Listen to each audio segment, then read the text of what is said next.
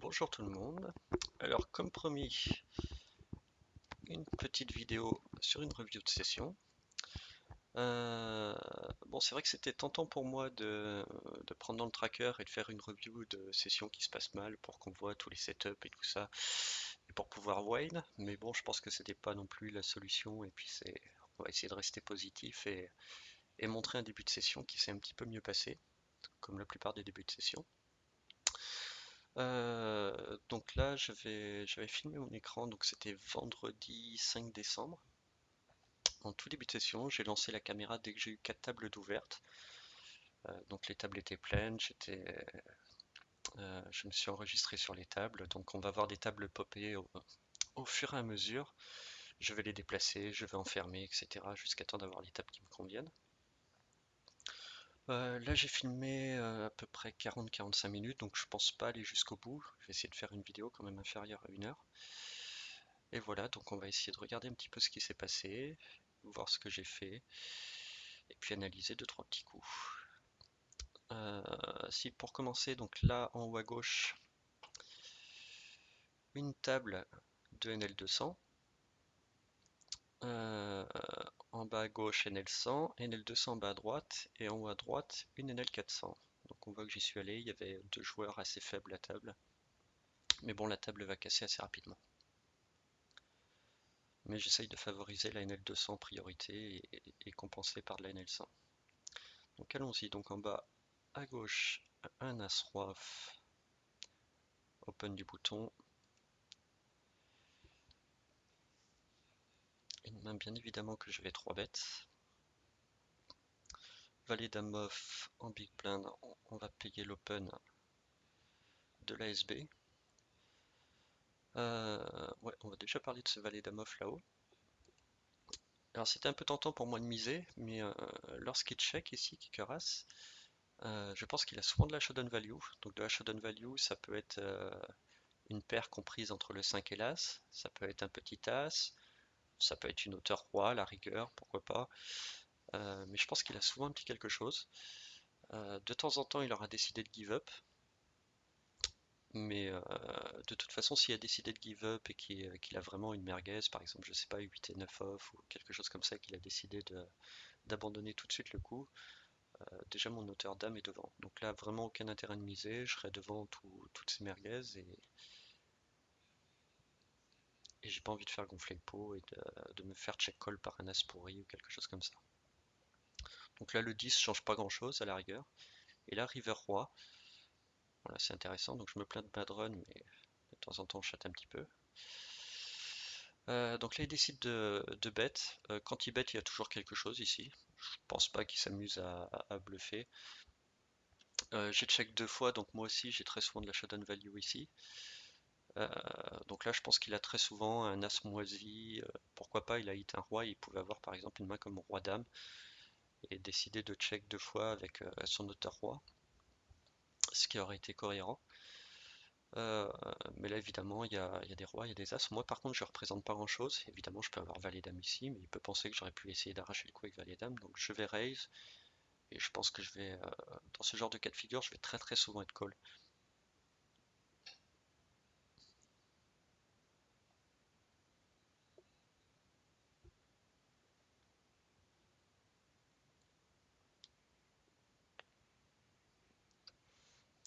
Il tank un peu et il finit par call. Donc, je pense que je vais aller voir la main après, je m'en souviens plus. Ouais, en effet, je vais voir assez régulièrement les mains. Il avait un as. Donc, il l'a joué de manière tout à fait standard. Ensuite, derrière, j'ai une paire de dames. Donc, évidemment, si c'est open au bouton, je vais 3 bêtes.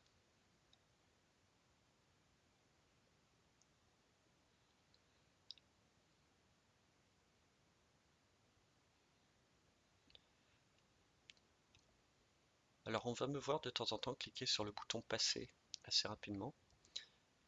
Je vais le faire principalement en SB et sinon avant le bouton. Sinon je vais éviter de décocher ça. Ou de le cocher plutôt. Donc un As-Roi en bas à droite que j'ai 3 bêtes. Une paire de rois au bouton, on ouvre. La paire de dames là-haut, donc j'ai pas assez bet le flop, j'ai check. Un petit peu comme kicker as tout à l'heure avec sa top pair, kicker moyen. Là, j'ai assez rarement de la value à prendre, j'ai pas envie de faire gonfler le pot. Si jamais je suis collé, il peut très souvent me float et je risque de check fold de la meilleure main à la turn ou à la river. Donc j'ai préféré check, il a check également. Bon, quand il check, idem, il peut avoir de la showdown value, il peut avoir rien du tout et décider de give up, ou se dire que moi-même j'ai de la showdown value et que je suis dans l'optique de check call et qu'il a aucune fold equity à bet en bluff.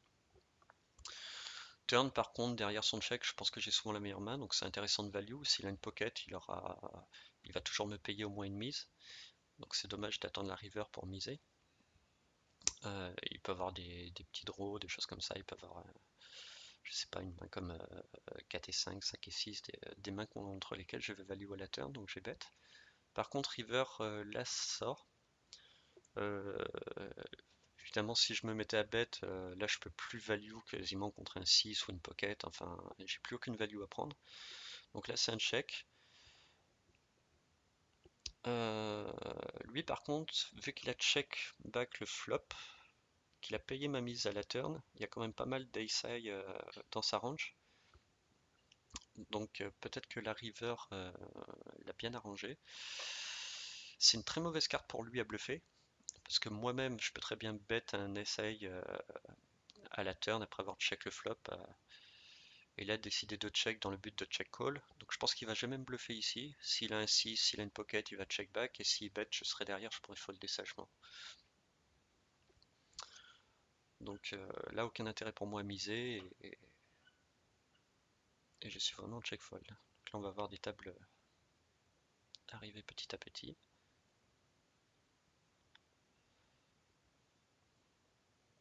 Il tank un peu et ça gagne. Alors, dame 8 suité, j'ai open UTG là-haut. Bon, c'est pas spécialement une main que je vais ouvrir assez régulièrement UTG, mais là je vois que j'avais joué 9 mains, j'avais reçu 9 mains, j'avais toujours pas joué une seule main. Donc il a payé, non, il a checké avec un 6 tout à l'heure, donc il avait payé à la turn avec le 6. Le As-Roi en bas, j'avais 3 bêtes. Euh, bon, quelquefois ça pourrait être intéressant de checker sur ce flop, là j'ai décidé de value, de bet en value. En même temps, ça me permet de lui bloquer l'action parce que c'est quand même pas évident dans un pot 3 bêtes ici pour lui de check raise. Même s'il avait une main de type 8-8, 9-9, 10-10, c'est quand même pas évident de check raise ici. Il serait assez embêté si jamais je décidais de call ou de le re-raise. Bon, il peut me check raise un gros draw. Bon, j'ai l'as de trèfle. Je pense que c'est intéressant de miser ici. Et en même temps, si je gagne le coup tout de suite et que je lui fais folder, je sais pas, une main de type valet-dame, ça lui évite de toucher son équité aussi derrière. Et en même temps, ça me permettra de contrôler un peu plus facilement le pot par la suite et d'amener ma main à la river, à l'abattage, assez souvent.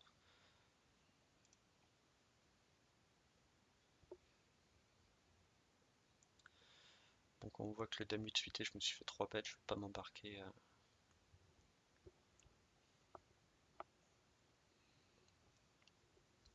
ni dans un call ni dans un 4 bêtes.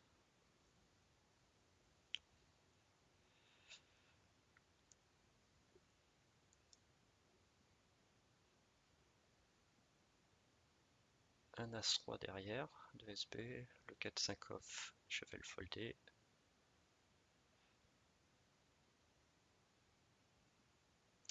As valet, un open au bouton.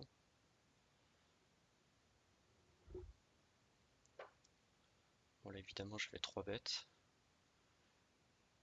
Oh, d'habitude je fais 36, oui, en effet.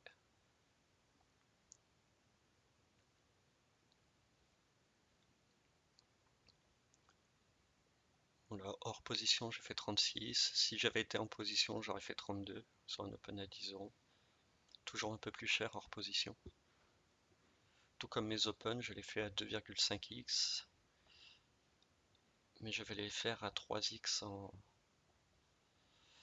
2 small blind. Bon, je fais aussi une mini raise au bouton.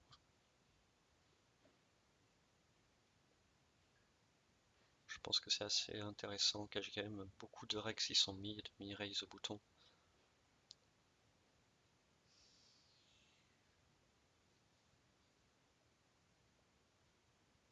De 8 off, on fold. Le reste de off, on va folder.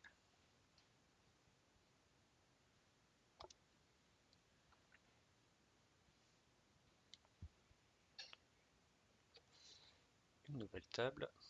Donc là, actuellement, sur la session, j'ai 6 tables.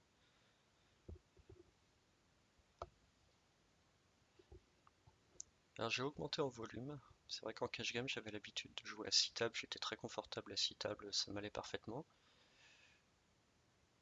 Et là, le fait de se placer sur liste d'attente, ça m'a permis d'avoir parfois 7, 8 tables, etc. qui se lançaient. Et en fait, je suis très très à l'aise à jouer à 7, 8 tables, même jusqu'à 10 tables, j'arrive à le gérer sans trop de problèmes. Bon, j'essaye d'éviter quand même parce que c'est un peu plus intéressant d'être bien focus, mais petit à petit avec l'habitude. 5, 10 off, on va folder.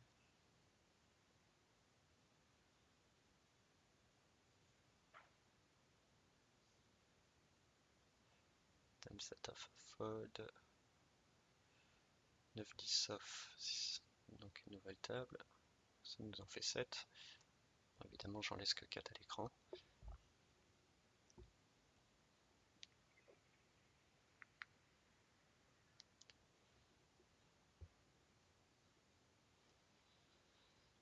Donc là, pas trop d'action.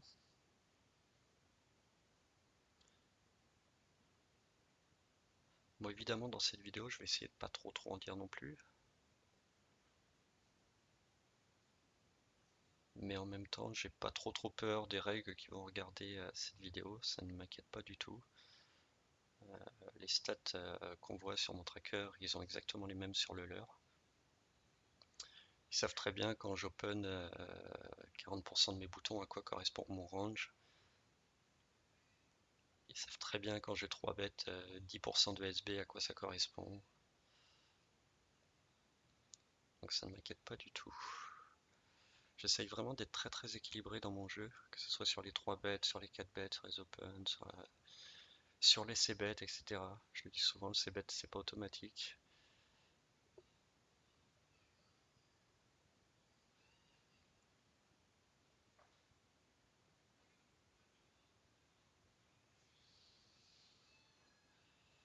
C'est valable aussi sur les sizing. C'est vrai que j'ai une spécialité, moi, c'est de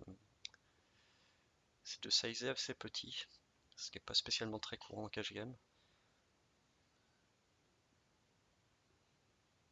Bet des 25, 30, 40% pot, c'est assez courant me concernant.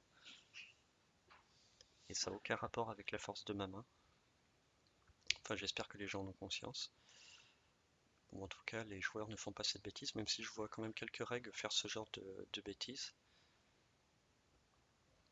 Moi, ce qui m'intéresse sur mon sizing, c'est le range adverse et non pas la main que je possède. Enfin, évidemment, j'ai besoin de mettre en parallèle la main que je possède par rapport au range adverse. Mais ça ne me dérangera pas du tout de bet river 30% pot avec les nuts. Pas spécialement pour un deuce, mais si je sais que mon adversaire a une main très très faible et que la seule moyenne value ça va être ce montant-là, ben, je vais faire ce montant-là. Tout comme si je pense que ça peut être intéressant de polariser, je vais polariser, que ce soit avec les nuts ou air total. Ça aussi c'est une notion que la polarisation c'est assez spécial chez les règles. Bon, je vais pas en dire plus, mais la polarisation va souvent à sens unique. Donc là où on voit un as-valet, donc le chasseur m'a check call 2 fois. Là pour moi le 3 barrel est indispensable. Bon, évidemment il y a des mains qui me battent. Il peut avoir 9 et 10 et avoir rentré sa quinte à la turn. Et il peut avoir flopé un brelan de 5 ou un brelan de 8. Après, il y a quand même des valets dans son range. Il peut avoir des paires intermédiaires, style des paires de 9, de 10, pourquoi pas une paire de 2, de 3, de 4, etc. Quand il me check call 2 fois, sauf s'il a un plan de bluff river, je pense qu'il a quand même un petit quelque chose. Il peut avoir un As-8, un 8-9, un 8-10. Ce qui pourrait être crédible en plus avec la turn qui lui rajoute un peu d'équité. Je pense qu'un 8-9, un 8-10 va souvent payer. Après, s'il a un valet ici, c'est royal pour moi. Là, on parlait de sizing. La monk sizing est un petit peu plus que demi-pot. Là, par exemple, c'est le genre de cas de figure où j'ai pas du tout. Là, son range va être assez, comment dire, euh, assez polarisé. Enfin, c'est pas spécialement le terme ici, parce que soit il va avoir vraiment une main très nutsée, c'est-à-dire une quinte, un full. Je bloque un valet, donc il aura quand même pas souvent un valet ici. Et après, les toutes petites mains qu'il va avoir, c'est des 8-9, 8-10, et c'est des mains, je pense, que je bête 40% pot ou 55% pot, ça va avoir le même effet. La seule différence, c'est que là, dans ce cas de figure, si jamais je bête trop petit, je peux induce un bluff. Et c'est vrai que ça peut être intéressant pour lui de check raise en bluff. Je suis censé folder un valet tous les jours ici. Et mon range est plus souvent composé ici quand j'ai 3 barrels de valet X, voire d'overpair que je vais value. Pourquoi pas une quinte? Bon, évidemment, je peux avoir un full dans mon range, mais ça arrivera tellement peu souvent que ça peut être intéressant pour lui. Le risque reward serait très bon de check raise all-in. Donc là, dans ce cas de figure, je pense que c'est assez intéressant de sizer un poil plus cher pour montrer qu'on est vraiment. Enfin, pour pas induce non plus un bluff. Surtout avec la main que je possède qui est quand même très forte, mais en même temps, sur un check raise all-in, je suis pas censé battre grand chose, quoi. Il va jamais check raise all-in ou check raise tout simplement, parce que là all-in c'est peut-être un peu fort par rapport au pot, mais je pense qu'un valet dame, valet roi, il va quand même avoir du mal. Je pense qu'il va just call ici dans la plupart des cas. En bas j'ai un as valet, a priori j'ai open, je sais pas si j'ai ces bêtes, on est en NL100 donc j'ai dû. Non, peut-être qu'il avait donc bet au flop. Bon, le coup a pas l'air trop intéressant de toute façon. J'ai une autorace face à un joueur récréatif. Dame 6, on va folder.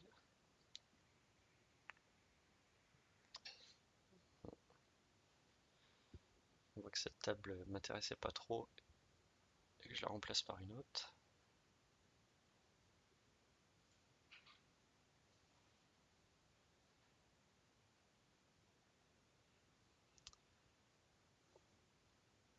Dame 7 off, ça va être un fold.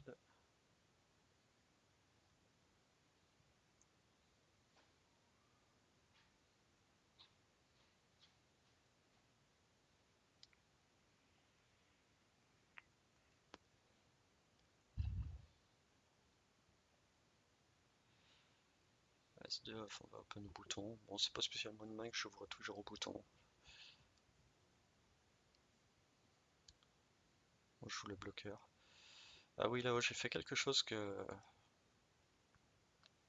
honnêtement je fais très très rarement, c'est-à-dire non pas de 4 bet bluff, parce que là, comme je le disais, j'essaye de vraiment être bien équilibré entre value et bluff, vraiment tendre vers le 50-50 dans toutes mes actions. Euh, J'aime bien le faire quand même, enfin comme la plupart des règles de toute façon, avec un bloqueur, un roi X, un as X. Bon, en l'occurrence, là, je fais face à un joueur qui est très très compétent à la break bar. Euh, Dans ce cas de figure, c'est pas le profil à coller un 4 bet, donc de toute façon ici il va jamais call. Euh, il va toujours push or fold. Bon, il y a quelques règles qui collent comme ça, qui vont 3 bet call hors position. La plupart du temps, c'est des mains mergées, des as-dames, des rois-valets, roi-dame suité, 10 valets suité, enfin voilà tout ce type de mains. Bon, je pense que pour la dynamique aussi, bon, j'aime bien au tout début contre certains joueurs. Enfin voilà.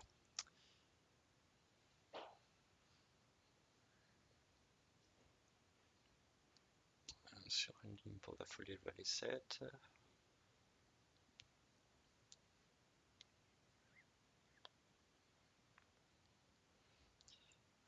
En bas, j'ai 3 bêtes, un 6-8 suité.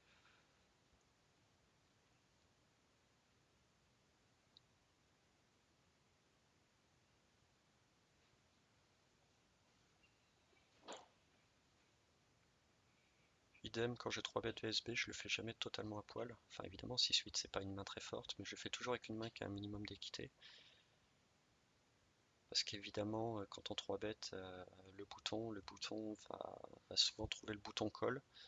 Il va jouer le coup en position. Donc autant avoir une main qui a quand même un minimum d'équité pour pouvoir, pourquoi pas chatter ou barrel, enfin trouver un flop intéressant.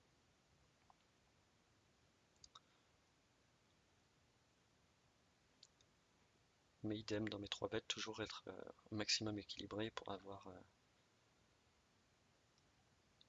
quasiment une fois sur deux une main où je vais répondre par un 5 bet chauve.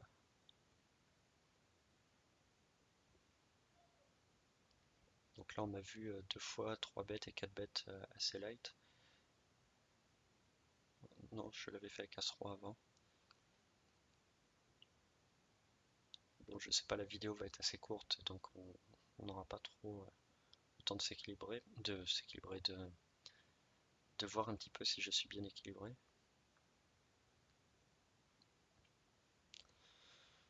Là-haut, j'ai open un valet dame off sur NL400. On voit que là-bas, par contre, j'ai vraiment très peu de mains.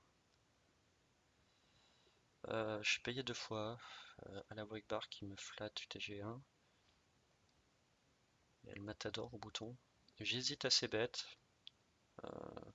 Ici, dans ce cas de figure, si je prends l'option de c-bet, je vais c-bet une fois et give up ensuite. En 3, ouais, en plus, même si aucun des deux n'a un as, il y a quand même 2 cartes assez connectées derrière, donc ça peut laisser des opportunités de call et tout. Donc je pense que le c-bet va pas souvent être assez efficace dans ce cas de figure pour l'utiliser, donc je me suis ravisé, j'ai préféré check pour give up.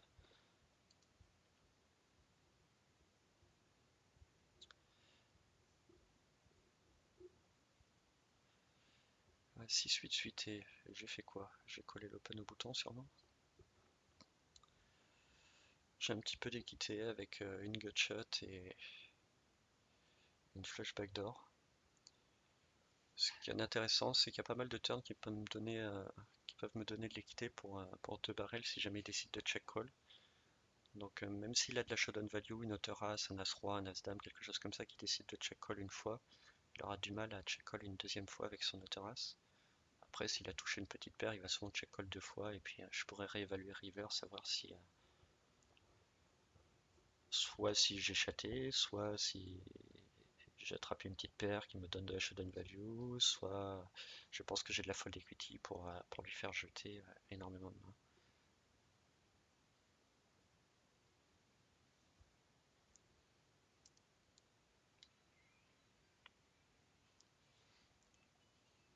Après, on le verra assez régulièrement, même si j'ouvre beaucoup de mains, que je joue beaucoup, que j'ai un taux de 3 bêtes, enfin je pense assez proche de la normale quand même, je tourne aux alentours de 9% je crois, 8-9.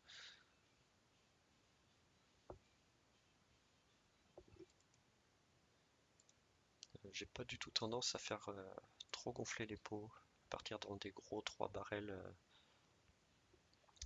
bluff, ce genre de choses.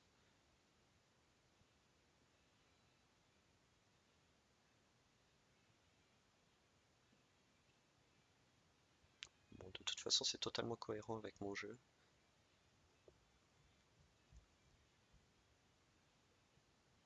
Et je pense que c'est un secret pour personne. Je joue assez small ball, assez petit.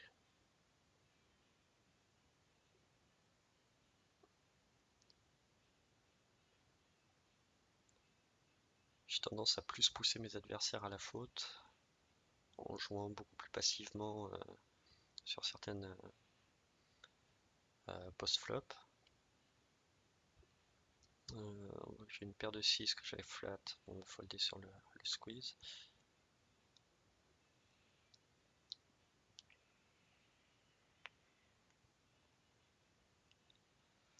9-10 off, j'ai décidé d'open.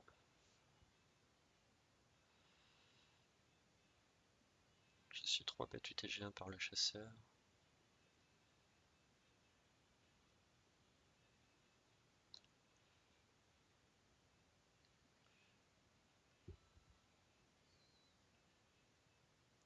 Bon, la table casse là-haut de NL400, donc on n'aura pas vu grand chose dessus. On va ramener une autre table à côté, pile poil quand j'ai une petite main. Le As-10 suité. Le joueur qui a open n'a que 28 blindes, ce qui est très faible en cash game. C'est vrai que j'ai quand même une bonne main qui m'aurait permis de 3 bet call à la rigueur. Même si ça me coûte beaucoup d'argent en ce moment, mais bon, ça c'est la variance de 3 bêtes des short stacks avec des premiums. Et je sais pas comment ils se débrouillent, mais même si ça leur coûte 30, 40, 50% de leur stack, ils arrivent toujours à trouver le bouton call et à flopper. Là j'ai décidé de just call. En même temps, le joueur, bon j'ai très peu de mains sur lui, mais il avait toujours limp jusque là. Et là il a décidé d'open, donc peut-être signe d'une main un peu plus forte. Et en même temps, contre ce genre de joueur, bon évidemment si je touche un As, je vais pas lâcher si je touche un 10 non plus quoi, avec son stack. Enfin il y a très peu de chance. Mais c'est des joueurs qui post-flop vont faire beaucoup plus de bêtises, vont beaucoup plus vouloir bluffer, vouloir gagner le coup.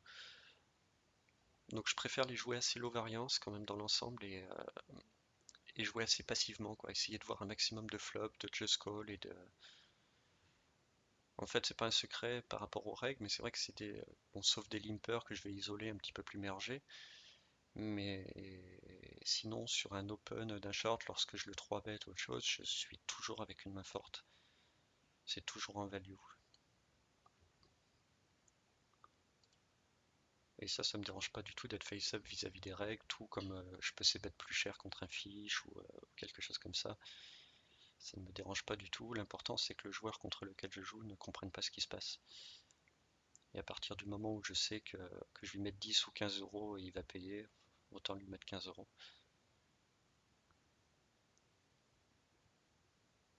Donc là, j'ai give up tranquillement, ça m'a coûté 2 blindes.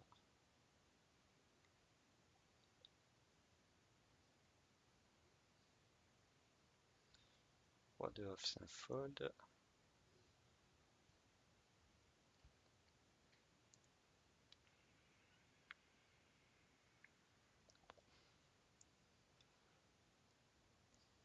Six 9 off, un fold. Le roi 6 off, on va le jeter.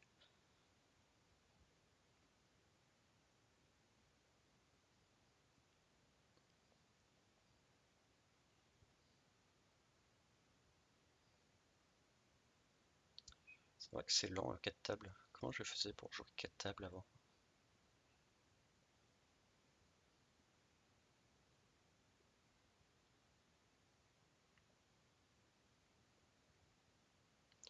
Donc selon les tables, on joue à peu près aux alentours de 80 mains, c'est quasi le maxi. Ça tombe plutôt à 65, 70, 75 mains à l'heure à peu près.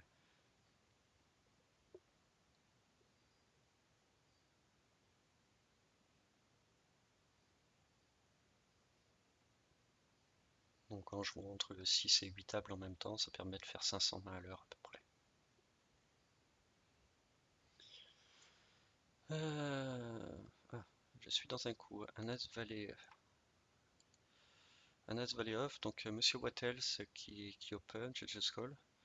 Donc là un petit peu sur le même principe qu'on a vu sur la première main quand j'avais valet dame, quand il check ici, il a très souvent de la showdown value.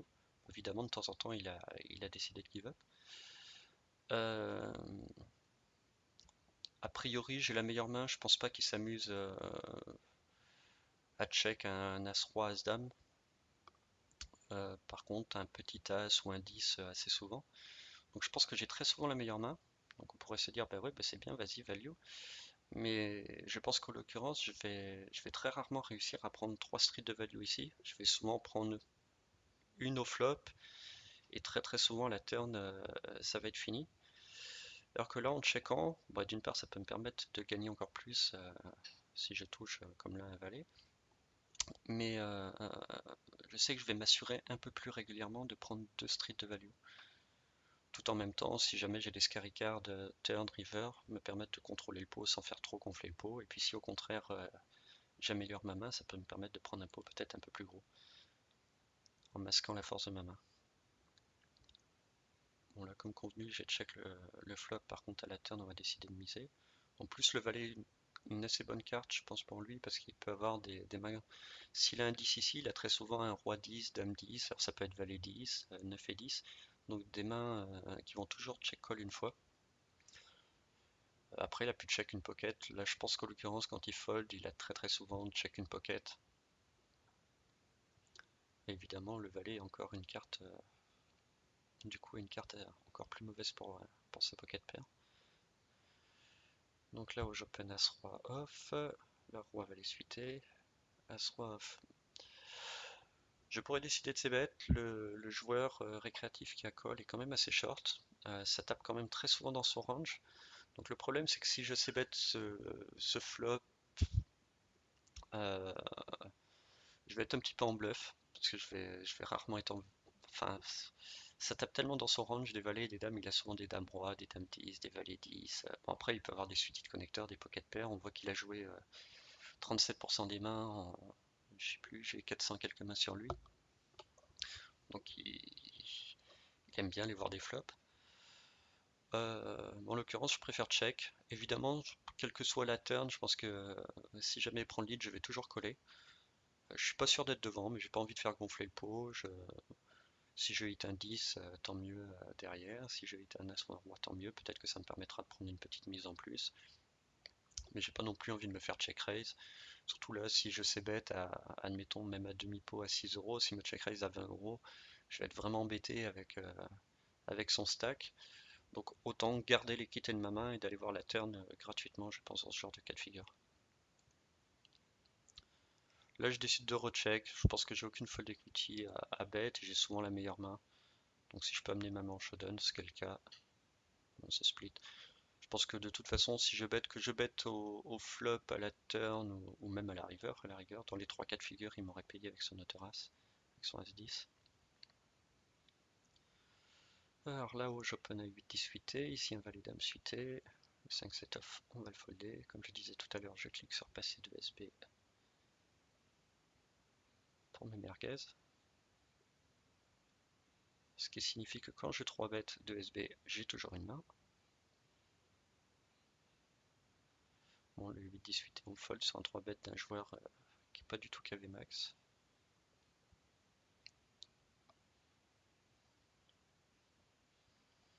Là, ça gagne. As dame off. J'ai pas encore beaucoup 3 bêtes. Bon, là aussi, c'est un secret pour personne. On va me voir défendre des as dame off justement dans ce cas de figure, tout comme je peux les 3 bêtes. Ça dépend un petit peu de la dynamique. Si j'ai beaucoup 3 bêtes, pas beaucoup 3 bêtes. Quel est le joueur au bouton qui open? Est-ce qu'il open beaucoup au bouton? Est-ce qu'il va avoir souvent tendance à me 4 bêtes? Là, en l'occurrence, contre un joueur qui je sais va être de toute façon très bien équilibré dans son range 4 bet. Si jamais il décide de me 4 bet ici, je vais toujours le 5 bet shove. Je pense que contre ce range de 4 bet, je suis très très bien.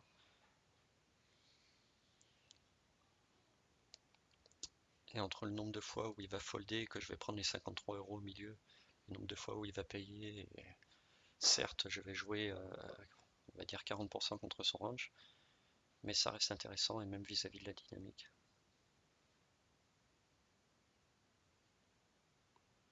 En l'occurrence, il a foldé.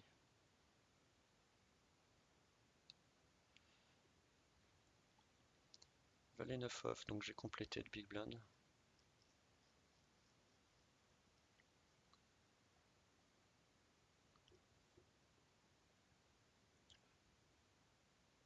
Alors, je complète assez facilement mes big blinds, encore plus facilement et surtout en multi-way.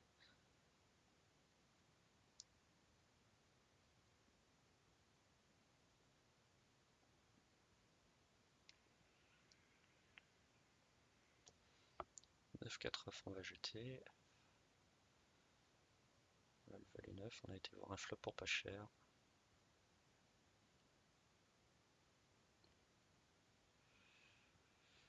Nono X qui limp, là je décide de l'isoler. On a vu tout à l'heure, alors je disais tout à l'heure que je vais isoler un joueur récréatif, un limper beaucoup plus mergé.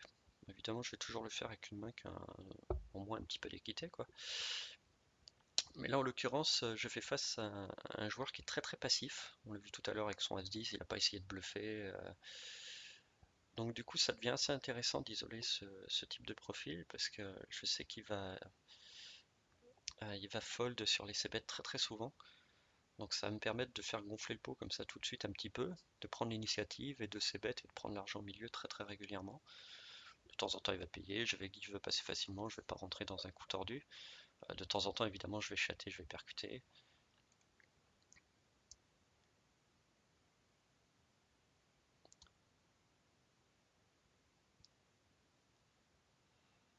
Là, je totalement. On le voit, c'est bête tout petit, pas besoin de faire cher. Bon, même si c'est un flop assez bête petit, de toute façon, avec un flop pairé, évidemment, j'ai mis pause pile poil sur la pile. Euh, J'aurais pu même ces bêtes encore un peu moins cher, mais bon, généralement c'est suffisant, il n'y a pas besoin de faire plus. Le risque et reward est très bon en bettant 50% pot comme ça, surtout face à un joueur qui va folder très facilement.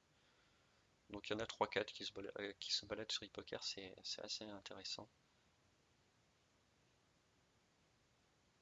Ça permet de grinder des petits pots comme ça, tranquillement.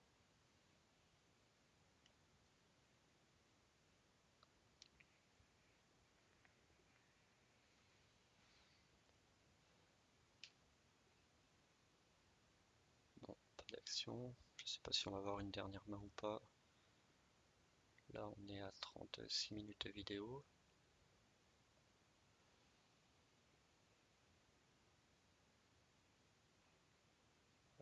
Là, même profil, un peu embêté, un peu comme là-haut, un joueur qui joue 45. Là, j'ai le Mac qui est quand même pas dégueulasse. Là, j'ai deux options. On voit que j'hésite un petit peu à l'isoler. Il a un peu plus de 30 blindes, donc je décide de l'isoler à 6 euros. Donc je mets un peu moins cher. Habituellement, je vais mettre 8 euros.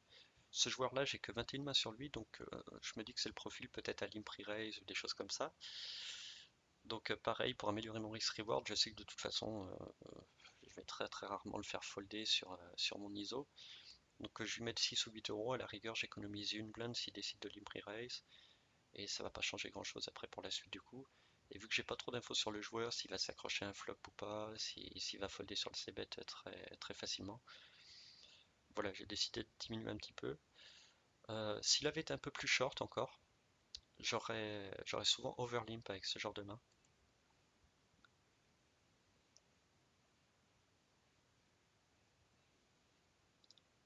Ça voilà, c'est une main que j'ai pas spécialement envie de jeter, mais j'ai pas non plus envie de faire grossir le pot. Donc là, il check. Donc là, comme je disais avant, j'avais pas trop d'infos sur lui, donc je sais pas si j'ai décidé de check. Oui, j'ai décidé de check. J'ai deux overs, j'ai un petit peu d'équité, donc turn river. Et je décide de delay ici bet, généralement. Oui, bon, c'est bon. J'ai eu peur de me faire mentir. Je décide de delay ici bet. Euh, je me dis que s'il a pas essayé de voler le coup à la turn, il a souvent air complet, il va souvent folder. Là, en l'occurrence, il me paye et je hit le valet.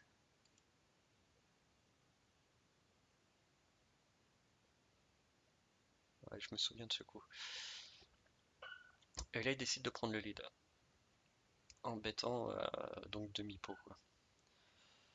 Euh, check check flop, check turn. Je bet assez petit, il colle. Pour moi, ici, son range, il est composé d'un 3, donc le valet change rien. D'un draw avec un 4 ou un 6. Alors ça peut être 5-6, 7-6, 3-6, 3-4, 4-5, enfin ce genre de main. Ça peut être un flush draw avec des trèfles. Euh, donc en fait ici, qu'est-ce que je crains? Parce que pour moi, ici, une double paire, il a aucune double paire ici. Alors peut-être que vu qu'il joue 45, il peut très bien avoir collé un valet 7, valet 5. Mais je pense que même un valet 7, valet 5, il aurait bet sa deuxième paire à la turn, quoi. Le 3 changeait tellement rien, il aurait bet. Là, je suis vraiment persuadé d'être devant, quoi. La seule main, à vrai dire, qui va me battre, c'est par exemple un valet roi ou un as valet à trèfle. Je vois quasiment aucune autre main me battre ici, quoi. Donc, j'ai pourtant pas une main très très forte. Je pense que le commun des joueurs va toujours call ici, mais j'aime pas perdre de la value. Ça aussi, on le sait souvent, j'aime bien sin value. Si je pense que je suis devant, j'aime pas perdre de la value. Et là, en l'occurrence, je suis persuadé d'être devant, enfin, en tout cas suffisamment souvent devant pour que ça soit intéressant de raise. Et s'il a un valet suité, bon, je parlais de valet roi, valet as, mais en même temps, vu le nombre de mains qui collent, il n'y a pas souvent ça. En même temps, je me dis que deux trèfles, il aurait peut-être pris le lead à la turn directement. Donc je pense qu'ici, je vais. En plus, il lui reste que 37 euros derrière. Le pot est quand même assez important. Et je pense que dans sa tête, je vais très très souvent en bluff ici pour avoir check le flop, pour avoir bet la turn, et puis la river, le raise all-in. Mon range ici, à vrai dire, quelle main je peux raise all-in ici, c'est quasiment aucune quoi. Donc je pense que s'il a une main, voilà comme je disais, des 7x, 5x, 3x, il risque d'être tenté de me payer en se disant, bah, il a toujours as-roi, as-dame ici, il m'a isolé tout à l'heure, il a check le flop avec son auteur as, il a essayé de voler à la turn, ça n'a pas marché. Et je pense que je vais très très souvent être payé ici par une merguez. Donc certains vont penser que je me value cut, mais je suis tellement persuadé d'être devant et que assez souvent il va me payer. Et s'il a mise draw, de toute façon il va folder quoi qu'il arrive. Voilà, en l'occurrence il a foldé. Alors est-ce que j'y fais quand même jeter un 3? Est-ce que... Je ne sais pas. Après il pouvait avoir une main de type 8-9, une gutshot, avec deux cartes vivantes. C'est assez courant chez ce type de joueur, il y a air total. Mais bon, la plupart du temps en plus il est en bluff ici. Ou alors voilà avec troisième, quatrième, cinquième paire.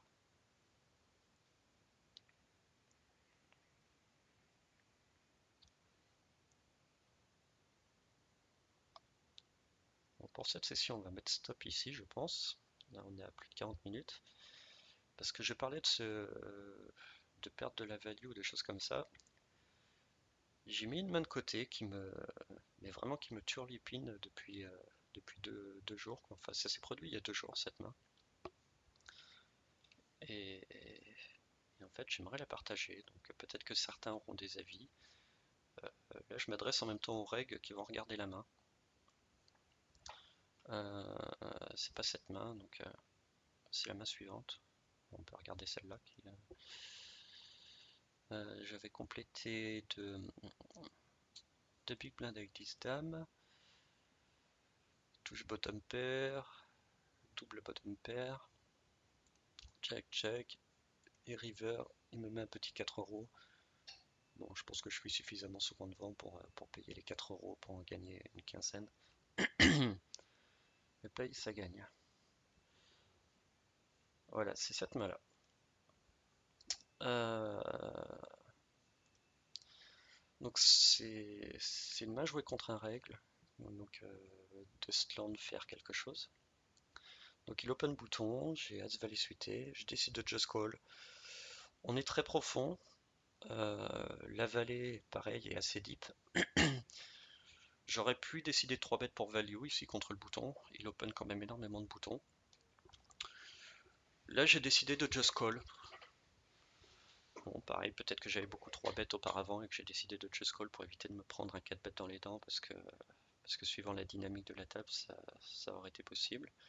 En même temps, si la vallée décide de squeeze, ça va être un peu plus facile de trouver un call, surtout avec ses profondeurs de stack. Donc là, je décide de flat. En même temps, j'ai une main qui est quand même très forte par rapport à son range d'open au bouton. Donc je trouve ça assez intéressant de flat ici, cette main-là. Et là, je flop les nuts. Donc c'était en fin de session, je venais de commencer.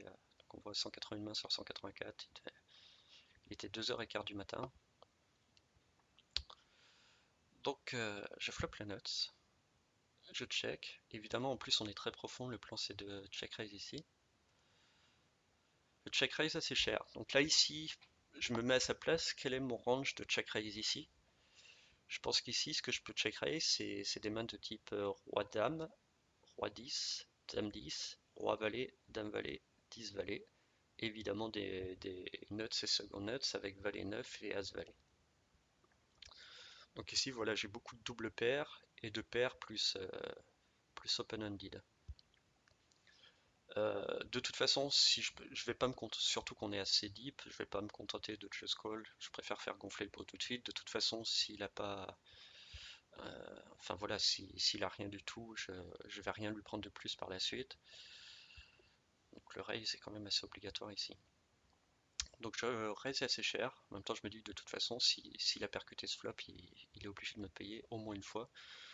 Euh, Là, j'ai parlé de mon range de check raise en value. Évidemment, value, voire semi-bluff avec des mains de type 10 valet, dame valet, roi valet. Je pourrais le faire, pourquoi pas, avec une paire de 7, une paire de 8, en me disant voilà, je tente de gagner le coup tout de suite sur un check raise. C'est un flop qui est censé percuter mon range de call de SB. Ça me donne énormément de fold equity, même s'il a un dame X, un 10X, quelque chose comme ça, un petit roi suité, je peux lui faire jeter assez facilement ce genre de main, donc ça peut être intéressant de check raise en bluff ici, ou de tourner une main en bluff, voilà, une pocket pair, ou quelque chose comme ça. Il me colle. Bon, évidemment, quand il me colle, il n'a pas une paire de 5 ici, il n'a pas un 5-6 suité, il n'est pas en flotte, il a toujours quelque chose. Lui, son range, il est un peu comparable à mon range. Enfin, il est comparable à mon range, de toute façon. Un 7 qui change rien. Ici, j'ai deux barrels. Alors, on voit que j'ai check raise très cher avant. Je pourrais garder la même ligne de conduite avec un sizing assez violent à la turn. Je pense que j'ai aucun intérêt. Là, pareil, je vais pas bet en fonction de la force de ma main, mais plutôt en fonction du range adverse. Alors, son range par rapport à ma main, forcément, il est inférieur. Mais moi, ce qui m'intéresse, c'est de tirer un maximum de value de cette main.